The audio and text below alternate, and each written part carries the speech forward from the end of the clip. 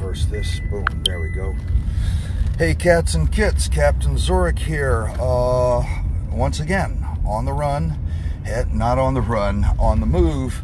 Headed back to 182 Graham Avenue, which is right now a hot LZ. I just got a call from my neighbor, Ilsa, that that there's been a response to our various 311 calls and HPD and DHCR calls and building department calls about the and the shenanigans that are being played by Antonio Cook. And well, now I hear tell that there are inspectors there are police there, that Antonio is there, and that my neighbor is there basically all alone. Hey, so I am in a cab headed there, and excuse me, could you go by way of Graham Avenue? Just make a right here and go down to Graham Avenue and make a left. Okay, you have to make a right? Yeah, correct. Okay. Yeah. Okay, because I want to go up Graham Avenue so I can see the front door before the car stops. So I can see what's going on in there, because apparently something's going on. My neighbor had me on speakerphone while the cops were there so I could explain the background. And she feels threatened and unsafe while Antonio is there and she is alone. So I'm going there to make sure she is not alone, and if she has to go to work or something today, I shall basically keep an eye on the place to make sure no further shenanigans happen, and if they are recorded and the appropriate city agencies are contacted. Hey, Savin, good to see you here. Matt, good to see you there. All right, so we're just about like 5 minutes away. And so I'm going to leave this thing running so that if anything happens, not only will it be recorded, but you all will see it. So yeah, you should be able to make a right turn here to get to Graham Avenue. Yeah. All right. So we're going through Williamsburg, Brooklyn here. There's a little grotto right back there, which has always intrigued me. It's right across the street from that little church there, I think you can see. So just a little, and it's like right next to Tony's Auto Body. Obviously, we can see the forces of gentrification at work with that building being built.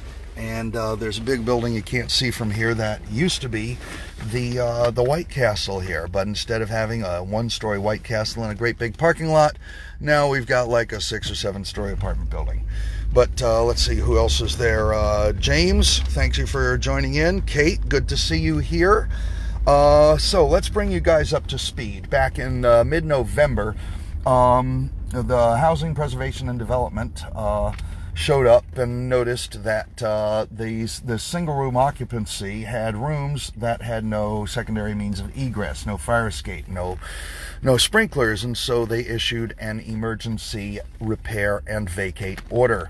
And on November 22nd, that order was enforced, and my room, yes, left turn here, and my room was one of those rooms that was vacated, as was the room next to me of a guy named Peachy, a room and 3 rooms above me, one of which was already vacant, but 2 others were of a guy who moved in 6 weeks ago, and another one was a guy named James Roger Clemens, who's been in the building almost as long as I have.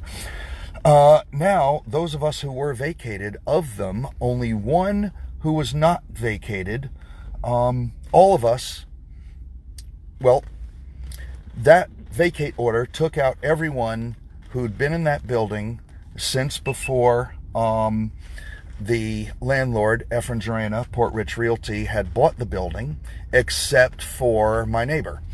And now my neighbor happens to be female. And Antonio is a man, and an aggressive man who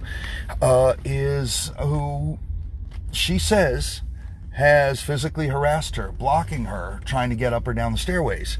And I have no reason not to believe that, because during that week in which I was packing to get out before the vacate order was enforced, he came in and harassed me. He was kicking the boxes of my stuff. There was a hard rubber ball on the floor. He kicked that against the wall right next to my head. As I was getting my stuff out, he said to Jamie, his superintendent, if any of this stuff is here after 9 o'clock, throw it out. What about 9 o'clock? At 9 o'clock, this garbage will be disposed. This is not garbage. This is my property. It is in the process of being moved. It is in the process of being moved to a storage space. It is in the process of going to a storage space. You cannot threaten my property. That's harassment while I'm in the process of moving it. At 9 o'clock, it goes in the garbage. At that point, I called the cops on Mr. Cook, and Mr. Cook was acting as if this vacate order, which is supposed to mean get out of the way while the landlord fix it, he thought meant, you guys screwed yourself, you're out of here for good. You know, and I said, stop harassing me, I'll stop on Friday. But no, the law says that's still my room, and I've signed the papers to not waive my rights to that room. My rent is paid up till the end of the month, and I've signed the papers that will get me the $1 a month deal from through DHCR. So just waiting for that paper, just waiting for the appropriate papers to come through so that I can finish that up and start sending them my $1 a month. So I am a legal tenant of the building until I am legally evicted or decide to leave. So I have a tenant access to the kitchen and the bathroom. I can't sleep there. I can't live in the kitchen and the bathroom, but I can access it anytime I want. I have the key. Now, here's the thing about that kitchen and the bathroom. The kitchen has access to the hallway.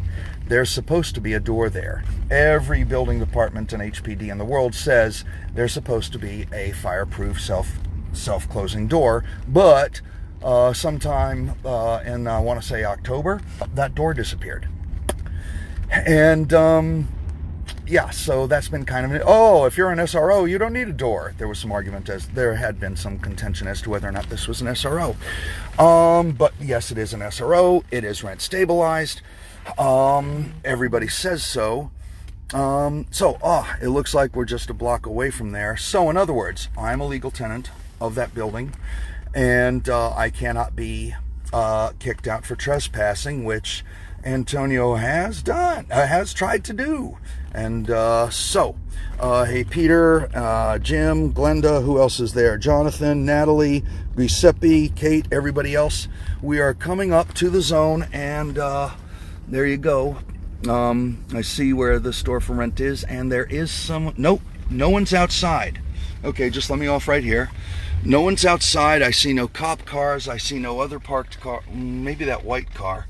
All right, I'm getting out. Thank you very much, Mr. Uber driver. All right, I have 2 bags here. This is one of them.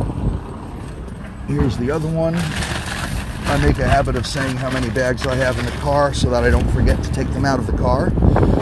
All right, it's starting to rain here, so let's get inside. And grabbing the bag, crossing the street. And there's somebody in that white car that's kind of sort of not completely legally. I don't know who that person is. There's the owner of the bicycle store getting out of his shop, but here's my keys.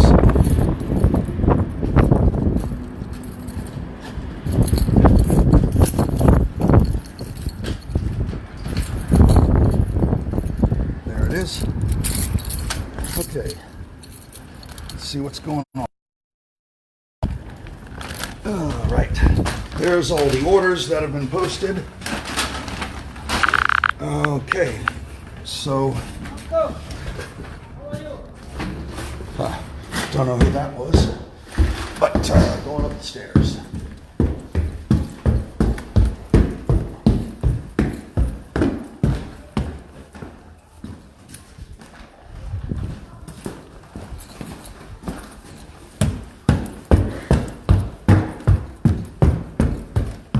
I hear voices.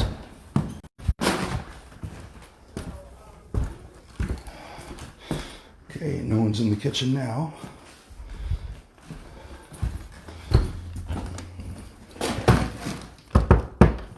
I'm on Facebook Live. Okay, my neighbor's here. I'm on the phone with Thompson. Sorry, just arrived here, yes. Okay, so no one else is here but my neighbor is. He says hi. You want to be on or not? Okay, great, thank you. Okay, she's online with the Deputy Chief Inspector of HPD. Don't film me. Okay, she doesn't want to be on camera for right now. Is there anything you want me to tell the world? Yes, so here's the problem. Like when the cops come, so they came here, I don't know what you told them yet. What did you tell them yet? I haven't seen any. Okay. So I told them what you heard on speakerphone. Okay, so they came in here stumping around and stuff, and they think they can do whatever the hell they want. Who, the cops? No, Antonio and then Dennis Rodriguez, the guy downstairs who's not a real estate agent, who is just a tenant, is what he claims. So what business does he have stumping around here in my kitchen? And then some kind of inspector. They were assessing things, but it was in a very hostile and intimidating manner. Mm-hmm. And then when I told them to get out, they were like, no, they have the right to be here, blah, blah, blah. So I felt really threatened because of his past behavior that is like aggressive, and he tried to like break into my room. He once pushed me against the wall, blocked my path. He pushed another woman to the ground, and she fell and she had to go to the hospital. So yes, I do feel threatened. And but when the police comes here, they don't understand what's going on. You explain them a little bit, but then the young cop called Antonio, and of course Antonio smooch talks to him. They're like, well, but it's a common area in an SRO, and he's supposed to be here, and you guys need a door, and you should just put in a door, which is not that easy. Yeah, we know we need a door, but you know, that's not what is happening. So you should just get a door, as if it's that easy. So in other words, because there is no door, they feel they have the right that they can just come in and just stomp around and stuff. But Chief Deputy Fred Thomasel just told me that, yes, they do need to make an appointment with you to do this, and it has to be Monday through Friday between 9 and 5 p.m. Just like the times that has been made available to me for me to go into my old room over here, which I shall show you right now, room 2D. There's all the appropriate notices stuck in the door because they fell off to get my stuff. Now, I was last in there about a month ago, and so long as my stuff is in there, he can't move somebody else in there, and I've got a court order that says he can't remove my stuff from there. So, here's the door, or lack thereof. We came home one night and found it not here. And there was work being done on the floor above. See, there's there's one hinge up top. There's one hinge down below. There's the hole where the doorknob keeps on poking into the door there. No bumper at the bottom. There may have used to have been a bumper at the bottom, but not in a long time. And they were doing work upstairs, fixing it up for new tenants, presumably. And And when we called Antonio and said, hey, where's the door? He said, oh, you don't need a door. You're an SRO. It's a common area. You don't need a door.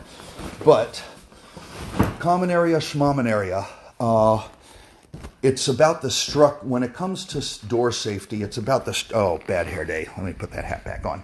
It's, and there it is. Okay. It's about the safety.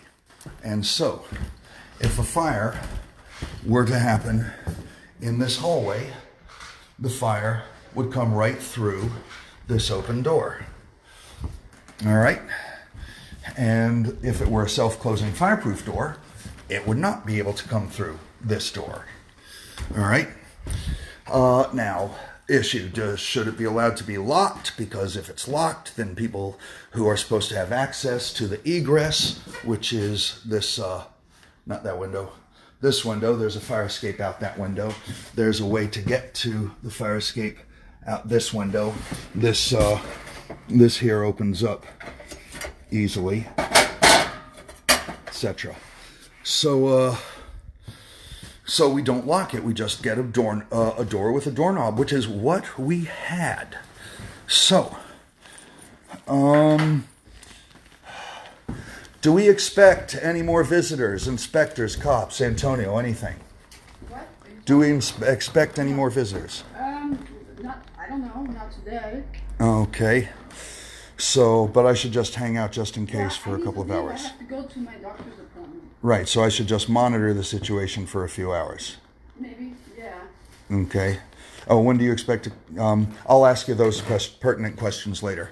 All right. So... Yeah, oh, wow, got lots of people there. Hey, Jason. Hey, all you 10 other people who are watching. Milton, Glenda, Milton, thank you again for helping me move the stuff out. Jim, Peter, etc., Jonathan, Natalie, etc. Okay, so I'm going to just monitor the situation just in case we get any more surprise visitors. It's happened, like, for instance, when I was trying to move my stuff out. The fire department came because there was an anonymous report of a fire hazard and they saw my stuff in the hallway that I was in the act of moving to a car. Yeah, so, and that was suspiciously close to when Antonio had left that particular evening. So there I go. I lose a half day of work for this. And, but yeah, this is, notice a few other things so long as we're here. Notice this, actually, I think it's, this actually is kind of artistic if it were done deliberately. This is the wall of the kitchen, all right? Note that it looks like plaster has been used to fill over holes. Well, what were in those holes? What were in those holes were the screws holding on the brackets for the shelves that used to be on this wall. The shelves that held things like bottles, glasses, pots and pans, stuff like that, because there are 1, 2, 3, 4, there were 5 people living on this floor sharing this kitchen and bathroom at the time. There had been a complaint made about the various conditions in this room, including the lack of a door. One of them was that the wall needed to be painted. So Antonio used that as a pretext to say, hey, you got to take those shelves down because we got to paint the wall. So we waited on the day that the wall painters were supposed to come, and they did not come. We aren't going to take those shelves down if the wall painters aren't going to come. Then one day we come home and find the shelves are off the wall. You know, that was Monday the painters were supposed to come. Thursday we come home, the shelves are off the wall, and again, workmen upstairs. Now, and also, you see this up here? That there, let's see, where is it? That there. Those holes in that shelf are where I had a security camera. And that security camera disappeared on that Thursday, and I had not hooked it up to the cloud yet, so whatever video was on the chip. So here's a lesson for you all who install security cams. Number 1, make sure it's connected to the cloud. Number 2, make it wireless if possible. Number 3, try to see if you can find one that doesn't have a light that lights up when it's active, because that makes it easy to see. Number 4, every single day, review the footage and save it. Save the good stuff. All right. So, so the following day, that was a Thursday or a Friday, or I think it was a Friday because the following day was Saturday. And so me and my neighbor, we waited around in this here kitchen because, we don't trust things. Shenanigans, they happen. The folks who were working, it's funny how things go disappearing when people were working upstairs, right? So the folks working upstairs came down. They did actually a pretty good spackling job here, I gotta admit. Okay, let me read, but they never painted, and that was the weekend during which the vacate order was issued, and Monday it was corrected so that we knew it was my room, and that Friday I was moved out. So yeah, shenanigans. So let me read some of your comments here because I think these are useful. Peter, I think if nothing else, that fire door needs to be replaced. Disgusting to leave you guys in danger. I wholly agree. Daisy, make it smaller. It looks like a soup can. I think you're talking about the camera, not the door. All right. Okay. Glenda, as a former landlord, I find this so disturbing. I had a hard and fast rule that I would never rent a unit that I would not live in myself. How anyone could be so hard to tenants is incredible to me. Okay. To be quasi-fair. the actual landlord of the building, Efren Jarena, who bought the building through his company, Port Rich Realty, and he bought a few other buildings on the block. We were already here. Not the neighbor to whom I've been referring, but James Roger Clemens upstairs and myself were already here. And so every room was pretty much full. And at the time, one person on each floor rented a room. Rented the whole floor, I mean to say, and everybody rented from that person. Turns out that the person who was renting, who had been renting this floor that I lived on, he moved out at the same time that the building was sold. Originally, the deal was if you move out, you got to take everyone with you. But the new landlord figured, hey, I've got 4 out of 5 tenants staying. Why should I have to refill 5 rooms? So he let us stay. Somebody else grabbed the floor before I could. She never paid her rent, was evicted in a year. And then Al Haddam of Pamco said, when I said, hey, I'll take it, he said, no more master tenants. And that was the conversion, the moment in which this was converted from a 3-unit house to a 15-unit house. And once you're 6 or more units, it's rent stabilized and the appropriate laws apply. However, the appropriate papers for this to be an SRO, which is what it makes it, an SRO is where a person has 1 or 2, I looked it up, 1 or 2 rooms, but does not have exclusive access to kitchen and bathroom. And since all these rooms share access to kitchen and bathroom, this is technically an SRO, but it was never filed, and thus it was never legal. So since January 1998, in the eyes of the DHCR, Department of Housing and Community Renewal, I've been living in a single-room occupancy hotel, essentially. But according to HPD, Housing Preservation and Development, it's an illegal SRO. So I've been talking to some lawyers who are even saying that every dime in rent that I paid, that they cashed checks or money orders of, was illegal for them to do so, and I can get it back. And I did the math, and it's a low 6-figure number. Let's just put it that way.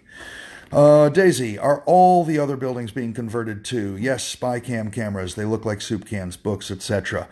Okay. I don't know the situation with the other buildings, except to know that they are trying to get as many old people out, move new people in, who can pay higher rents. One fella in a neighboring building says, I don't even bother saying this needs to be fixed. I just fix it myself. And so there's a thing. That's a thing. So, since this has been an illegal SRO, maybe I'm owed a bunch of money. Certainly, since it's not, I did not know that it was illegal. I had no reason to know that it was illegal. And I was never informed of its legal status. It's not my fault. So therefore, when I'm vacated because of a violation, then it's, if I'm vacated because of a violation, then I still have rights to that room, and the landlord or owner or somebody in the capacity of ownership is supposed to fix it up so that I can move back in. Now, fixing it up, that's an interesting story. Fire escapes are expensive. There's even a little doubt as to whether or not this building can withstand a fire escape put on it. So maybe an architect or engineer. I wonder if I know an architect. Perhaps my godfather knows. His firm helped design the World Trade Center. So maybe I used to work for his firm. Maybe I can go dig up those memories. Can determine whether or not fire escape can be installed. But again, fire escapes are expensive. Sprinkler system, that'll do. You don't even need to put a sprinkler system in a whole building. But still expensive when it all involves something close to a near total gut, or at least the walls to put the pipes through and stuff. Here's the other option, and let me just say, hey Peter, yep, we've got an by the way, everybody, we've got an HP case going, and that's in housing court. That housing court doesn't give money, but it does confirm that a person's supposed to live in a place, and it does levy penalties for the place being unlivable, and unlivable can include not having violating an HPD code or something. So and that case is on February 14th, and if anybody wants to come down to 141 Livingston Street and head up to room 409, the case starts in the afternoon session, and it will be extended. We know it's going to be continued on February 14th because there's 4 people involved. Not one case for 4 people, but 4 separate cases done concurrently because it's all the same building.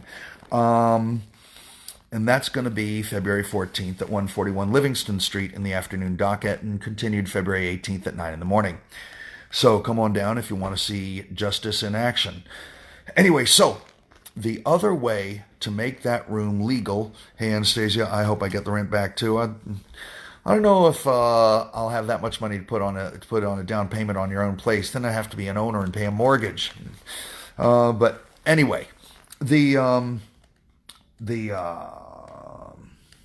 yeah, I'm sure I could get a house outside I don't know, Pittsburgh or Akron for the amount of money I've paid rent over here since 1993. But with all due respect, I'm a New York City guy, and everything I want to do would be so much easier here than it would be in Akron. Anyway, yeah, the way to make my room legal, if you can't put in a fire escape or a sprinkler system, is to make this whole floor one apartment again. And the way to do that, aside from on paper, well, the way to do that is you file plans with the city, with the appropriate agencies, and then and these plans say what you're going to do. And what would have to be done is that, let me show you here. Hey Zach, welcome aboard. Hey Kurt, thanks for joining in. I'm just giving a quick review after the shenanigans that I missed all of course. But this room, which was Peachy's, has to be connected to this room, which is mine. Now, it just so happens there is a physical door between those two rooms. Those two rooms, that door has been sealed because privacy. But if I can trust Peachy not to come through that door, then that would connect those two rooms. And this room has to be connected to this room down this hall here. And now it just so happens there is a door in that room. And once you got that, then you can come down this hall and you can go out this door. Sorry, let me get out of your way. Thomas has to get an order of protection, and also I gotta go to the precinct. I get a number for harassment, and also I got the card for the camera. Okay, do you want me to go to the precinct with you? Yes, but I can't go now because I have 2 doctor's appointments. All right. So later tonight then? Yeah. All right. So anywho, so I'll stay and maintain the place for a little while. Anyway, where was I? Yeah. So the doors go through and through and through, and then that brings you into the kitchen here. Okay. So yeah. So once you've gotten through this room here, wait, other way. Once you've gotten through that room here, then you come out here, and because in an ideal world, that fireproof self-closing door will have closed on the fire that's in the hallway that forced me to go through all these rooms in the first place. One comes here into the kitchen, past the artistically spackled wall, out to the fire escape. So, that makes it all into one room. Hey, Eric, firefighter, there you go. I'll ask a question or two or so to you about this. Anywho, so that would make this floor legal, and so then that would make my room legal. So it can be done. I just have to trust the people that are living in the floor. But there are a few things. There was actually some talk with my downstairs neighbor, who is Antonio's insurance man, who Antonio, in fact, moved into this building just mere months after he took over as building manager in August of last year. And if you go to my YouTube channel, youtube.com/Captain Zorikh, then you will see the video of Antonio explaining the alterations that are going on there. And his explanation basically was in the nature of rudeness and profanity, telling me that it's none of my fucking business and to go back up into my rat hole and stop this stupid interview and turn off the camera and stuff like that. Go to Captain Zorikh on YouTube, youtube.com/Captain Zorikh. You'll see Antonio Cook in action, and you'll see progressive walkthroughs of the building as I noticed the changes that are going through. A downstairs door that had been removed, for instance.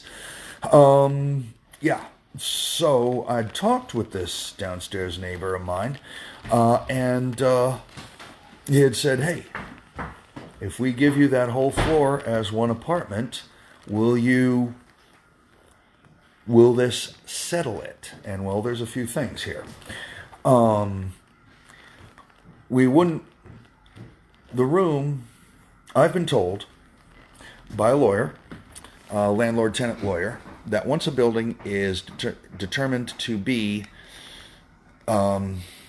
rent stabilized, it's rent stabilized, even if the building is then altered to be in a condition that is not within rent stabilization guidelines. Meaning, now that this has been 15 rooms and filed as 15 rooms when DHCR came around and did their little who lives here, who lives there, what's the situation, it is rent stabilized. So even if the floor below me is one apartment, which it is, and this floor is one apartment, which it is, and even if they manage to make, and let's see, so 6 minus 2 is 4. If upstairs becomes fewer than 4 rooms, then even though it's fewer than 6 rooms, it's still rent stabilized. And therefore, I said to my neighbor downstairs, Noel, aka Antonio's insurance man, that it's still rent stabilized. And he's like, no, it isn't. Yes, it is. No, it isn't. Yes, it is. You talk to your lawyer, I say, and I'll talk to mine. And we got to have that door. And he's like, you don't need a door if it's an SRO. Yes, we do. No, you don't. Yes, we do. Show me where it says. Show me where it doesn't say. And by the way, when I tried to find it, when I looked it up, that was when I was able to confirm, because one other sticking point is my neighbor has 2 rooms. All right. Now, I found where it says an SRO is tenants with 1 or 2 rooms. And so he said, hey, is it fair to let the tenant have 2 rooms when we're trying to make money to fix up the building? And it's like, is it fair to take away someone's room that they've been living in for years and paying rent on? And he asked, well, let me ask you this. You don't have to tell me numbers, but how much you paying in rent and how much is she paying in rent? And I told him how much I'm paying rent. And I didn't tell him how much she's paying rent, but she's told me. And I know that she's paying more rent because she's got 2 rooms and she moved in after me. Okay. Yeah, Daisy, it's not as dizzying a maze as the swinging about of my camera made it look. It's if we open up all those doors, it's practically a railroad flat. So, yeah, Anastasia, there you go. Hey, Caitlin, welcome aboard. I don't know what the average rent is around here these days, but it's 4 figures per bedroom. I'm pretty sure. I'm pretty sure you can't get away with anything less than $1,000 per bedroom. Now, Eric, if you're still watching out there, question. All right, you're a firefighter, right? Wave or something at me if you're still watching. Okay, well, I'll just assume you're still watching. So, here we go. This is a hallway. All right, there's a stair down, there's a stair up. All right, see that door that is not there? That door is an entryway to a kitchen and a bathroom and 3 private rooms. Oh, yeah. Okay. Oh, signs upstairs? All right. Does it matter whether or not this is a single room occupancy hotel and thus the people in these rooms need to have access to that kitchen and bathroom? Does that mean you can't put a self-closing door on it? Does that mean you can't put a self-closing door even without a lock that you can just go kick and open, or was it? Yeah, it opened in. Just put a so that way, if when the fire comes, you can close the door. Okay, that's just thinking. Well, you're a firefighter in a different city than I am, so I don't know if that changes. But the point being, fire regulations are about structure, not about whether or not it's an SRO or a single apartment, right? Just checking. Okay. No, I'm not gonna tell you what the rents are right here, right now. But I'm just gonna say that my rent is significantly below the average rent. And I've been living here since 1993. Moved into that room in 97 when the new owner took over, and it became single room in 98. So, let's see. Anything else I got to tell you guys before signing off here? Oh, hi Pax. Hi Heather. Hi Caitlin again. Thanks for showing up. Thanks for checking in. We really had a potential for this to be a hot LZ, or with people running about and you actually getting to see Antonio in action live and on camera. But sorry that didn't happen. Sorry to disappoint you, friends and fans. Yeah. Hi Daisy. Yeah, you say if it's over $800 a month for a room, it's highway robbery. Let's just tell you, it's not highway robbery. Here's another little something. Now, here's the whole story about the upstairs rooms. Okay, so there's 3 rooms upstairs that were subject to the emergency repair and vacate order. One of them was already empty, but that doesn't mean it can't get a vacate order. You got to put that vacate order up so someone doesn't move in to a room that doesn't have egress to a fire escape. Ironically, shortly after Antonio moved in, you see this little cut in the kitchen? That had been done to give access to the fire escape, right? By the landlord some years ago, thereby reducing the size of the bedroom. Well, that was done on this floor and on the floor above. Pissed off the person living in that room, and she moved out. She wanted a reduction in rent. Hi, Anthony. Good to see you here. Anthony Perez, not Antonio Cook. Gotta specify that difference. Where are we? So, upstairs, Antonio removed that cut and moved in his kid's music teacher. So let's see, his insurance guy's downstairs, his music teacher's upstairs. But by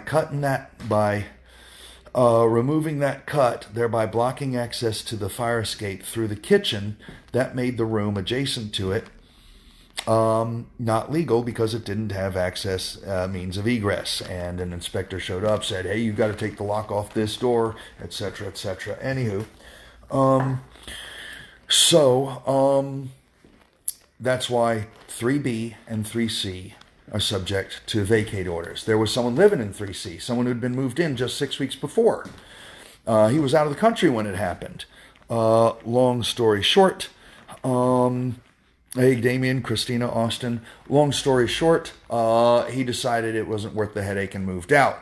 Would have been nice to have him join us for the good fight, but I really can't blame him. He'd only been in for 6 weeks. I don't know what his rent was, and he didn't have anything invested in the place. I'm sure.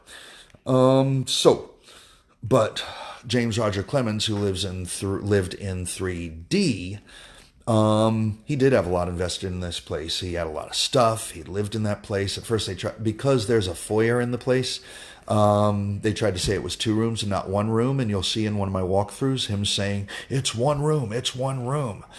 But his room was also vacated for lack of egress or sprinklers. So, he got his stuff out, but he also got an illegal lockout order on his room like I did. So if there's anything still in there, Antonio can't touch it and he can't move anybody in. But 3B and 3C, no illegal lockout order. And so he got his service people who, instead of replacing this door, went and put doors that had been between those rooms and no longer were, between 3C, 3B, and 3A, put doors in them. And if you look at my video of 182 Graham Avenue 3B, then you will see the doors in that room. And you will hear Antonio cook. Oh no, I can tell you, no one was paying $2K a month in this building. All right. In fact, I don't think anyone was actually paying 4 digits unless they had just moved in recently. Like the guy downstairs.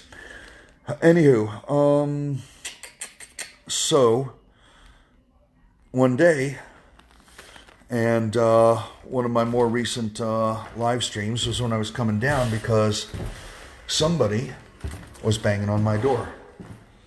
And it turned out that they got a mistake. They were mistaken. They didn't want to bang on my door. They wanted to get into the door 1 flight up. So, and by the way, they're installing security cameras there. Anyway, so someone got moved into 1 flight up. We're pretty sure that someone is associated with Antonio Cook. And that's 3B. And then someone got moved into 3C. We're pretty sure that person is maybe not involved with Antonio Cook. But point is, the signs, the vacate order signs were taken off the wall, off the doors.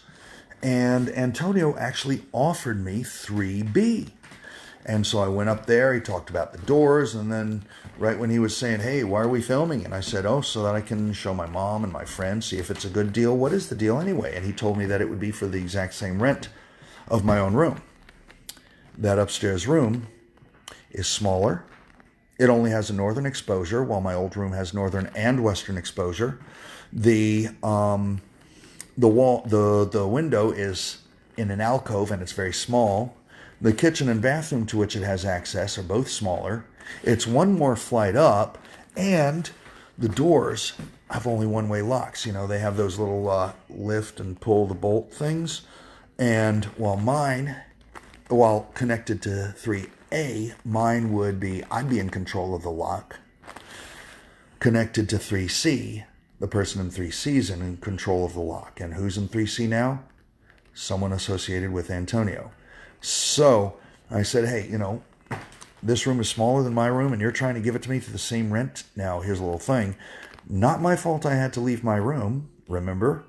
So therefore, not a reason that I should have to pay the same amount of rent for less of a room. And I said to him, so are you fixing my room? And he said, I'll talk to you if you shut your camera off. You can see this on video. And I live streamed my recollection of the conversation immediately after it ended. Long story short, he said that they're reopening the DHCR case and they're going to get me evicted. And once again, now when I was talking to my downstairs neighbor, Antonio's insurance man, about the possibility of we take over this floor and move on. Well, one of the things was that it's our floor and he can't move anybody into it.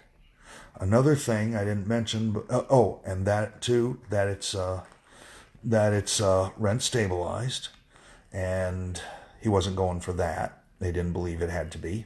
3, the door. We want the door back. Put the door in now as a sign of good faith. You don't need a door, it's an SRO. You need a door, it's a fire hazard. You don't need a door, it's an SRO. You need a door, it's a fire hazard. I wanted privacy, freaking privacy. Okay, you see, here we go. You see how there are 2 doors facing each other on this hallway? That one and that one? That is the entrance to a room. And that is the entrance to the bathroom. So you cannot go from the kitchen, from a room to a bathroom without everybody and anybody in the hall seeing you. You cannot sit down and have dinner at the kitchen table without anyone and everyone in the hallway seeing you. Frickin' privacy, man. So, now, let me just see. Yeah, those doors aren't in scale with each other. But anyway, let me see what's going on upstairs.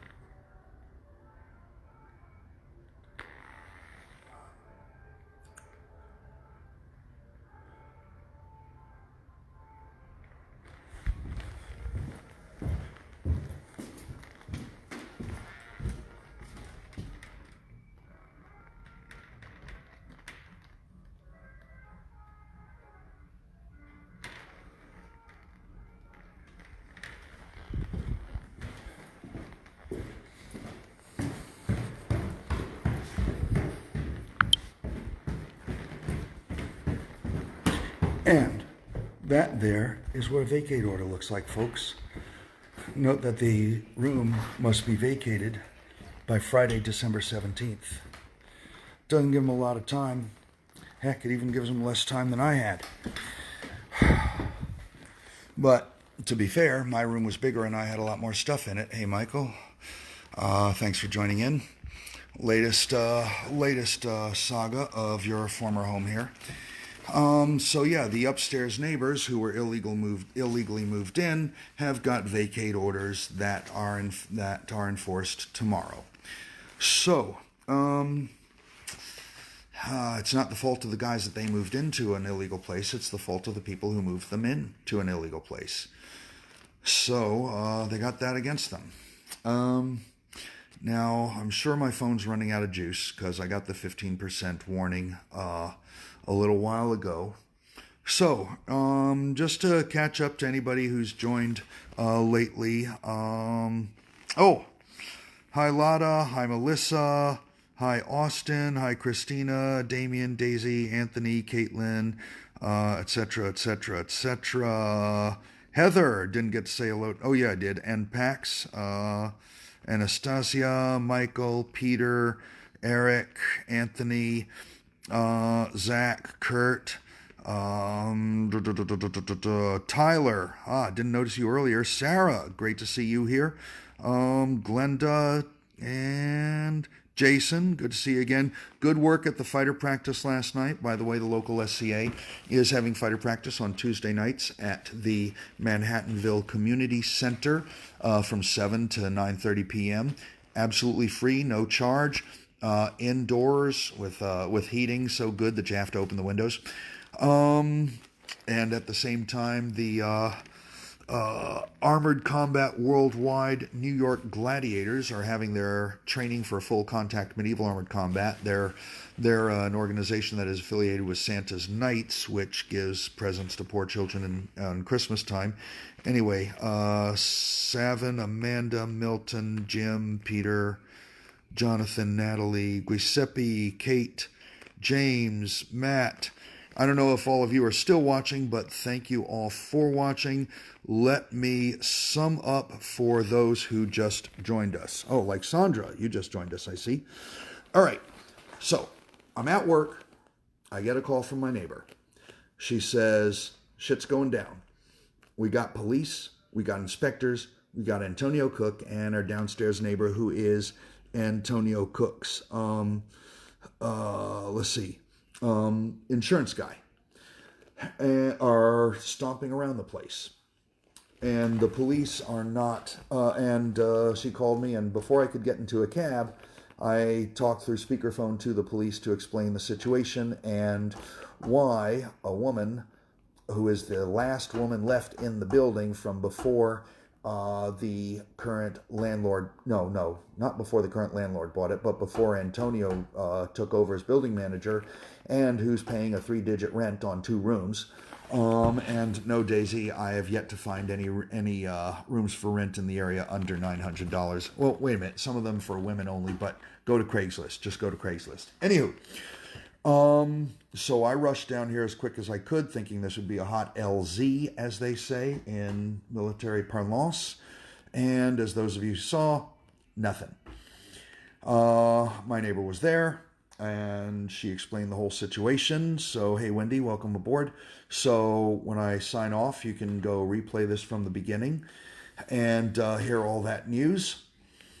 So the upstairs neighbors that were moved in illegally to 2 of the rooms that had been vacated from that vacate order that I'm under, and that's why I'm not living here, even though I'm a legal tenant and I've not waived my rights to the room. Now they got vacate orders because those rooms are still under vacate orders because the appropriate papers were not filed and the appropriate things were not done to make those rooms legal in the eyes of HPD, building department, etc. We still got the court case coming. I've still got the court order that says my stuff is safe in my room. I've still got a camera in my room so I can see if anything got moved. The court case is coming up on February 14th and will continue, we're sure, on February 18th. And, okay, so I am just going to hold down the fort for a little while. My neighbor's going off to some appointments, and I'm going to hold down the fort. You know, no point in going back to work now. I've got a little bit of work I can do for myself, and to make sure that no more shenanigans happen. And then I'll take off. It's shopping for mom night, and I don't have my overnight job tonight, so I can get a good night's sleep, theoretically. Go back to work tomorrow. And, oh yeah, one last piece of news here. As of January 31st will be my last day at my day job. This is a bold move. Still got my night job. It's mostly a part-time night job as a concierge in luxury apartment buildings, as a floater, as they say, filling in when people call out sick or they take a vacation or whatever. But my day job, I'm taking time off from it because, hey, you guys, all you guys who, hey, John, welcome aboard. All you guys who sponsored American Nights 2018, we're getting it done. We are quitting the day job so we can finish that documentary. That thing turned out to be so much more of a headache than I thought it would be. It was a bigger event. We had fewer camera people than I'd planned. People who were supposed to be partners in it dropped out. And so basically it's a one-man show. So I'm going to finish editing it. I'm going to send it out to, and all you sponsors are going to get your appropriate perks and gimmicks that I promised in due time. Starting February 1st is when I'm going to get that work done. I really, really, really want to get that done before the end of February.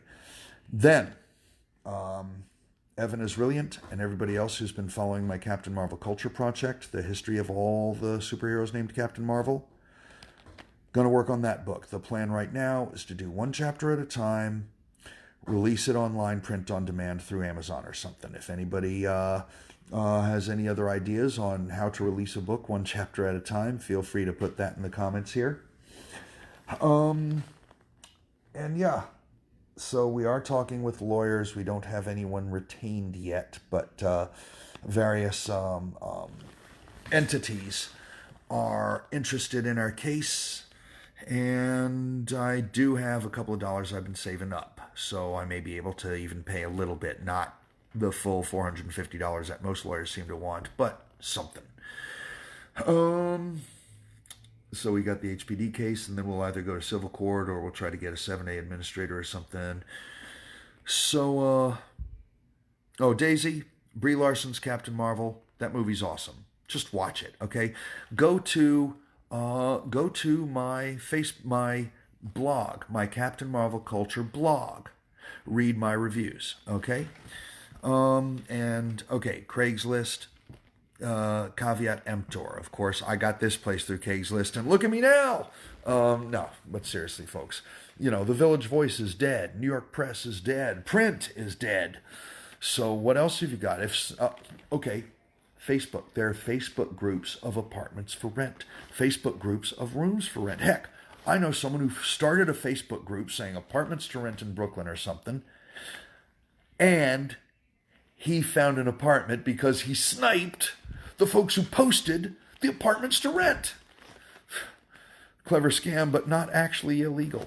But anywho, so, yeah, I'm going to sign off now.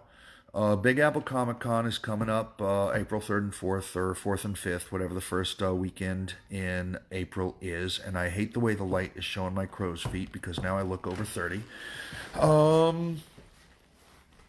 Yeah, that's a little better. And it's a terrible hair day for me, so I'm leaving the hat on. And that's about it.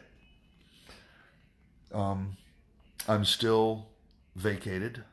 I am casually looking for a place, but I'm staying with my girlfriend right now. And but, you know, come February 1st, I got a shit or get off the pot. February 14th is the court case, and we'll know what happens after that as to what our options are and how long I'm going to have to be somewhere. I'm considering things like work share spaces, because I got all my stuff in 5 storage spaces over 2 boroughs. Hey, Dan,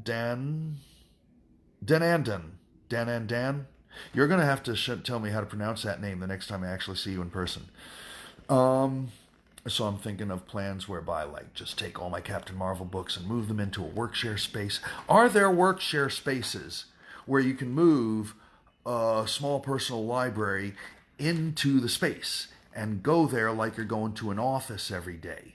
Does such a thing exist? Please, if anybody knows, put that in the comments below this, because that would be my wet dream, that I could take all my Captain Marvel relevant books while I'm working on the Captain Marvel book, put them on a bookshelf in a work-shared office so that I can go there and I can say, okay, I need this book here. Oh, and maybe some DVDs as well, because, yeah, there's movies. Yeah, WeWork maybe. I'll look into that. All right. So, and yes, Daisy, the world is full of scams. The world is a scam. Everything is a scam. And when people say, the law says you can't do this, that only means that if they do it, you can call the cops on them, not that they can't physically start to do it. And that's what real estate in New York is. Real estate in New York is building owners trying to do things that are technically illegal fast enough that they can't get caught fast enough to not make money off of what they did. Too late, building's torn down, guess we're going to have to build a new one.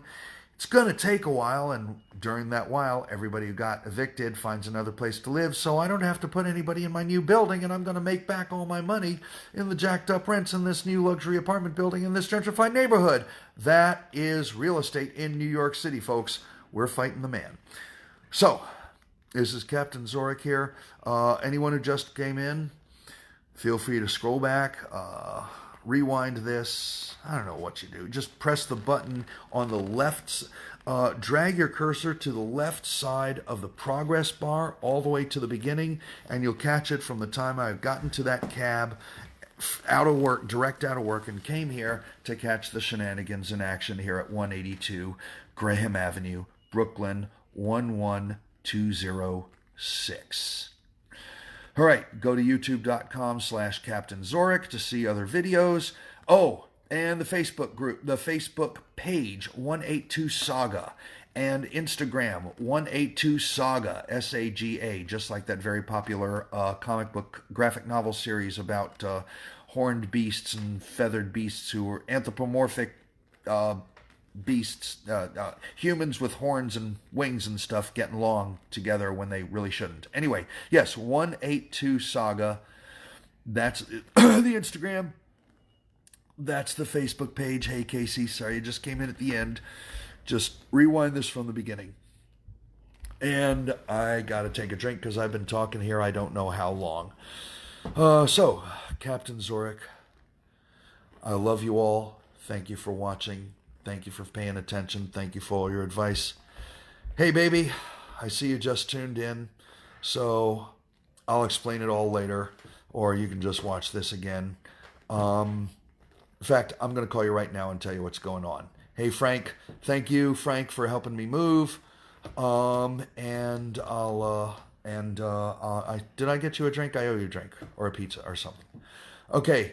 Hang in, everybody. Captain Zorikh coming at you. I love you all. Finish.